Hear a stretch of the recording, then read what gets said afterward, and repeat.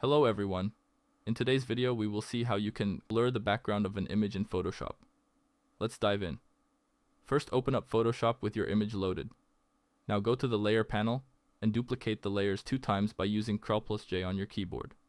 Now select the top layer and go to the select option. Then select subject, and Photoshop will process the selection. Refine your selection using the quick selection tool if needed.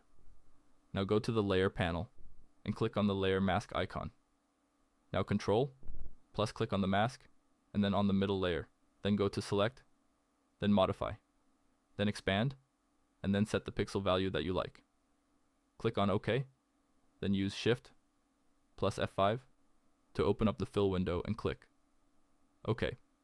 Photoshop will process. Then go to the layer panel, right click on the middle layer and click Create Smart Object. Now go to Filter, then go to Blur, and then select Gaussian Blur. Set the value according to your liking. Then click on OK, and there you have it. If you liked the video, please subscribe. Thanks for watching, and I hope to see you again soon.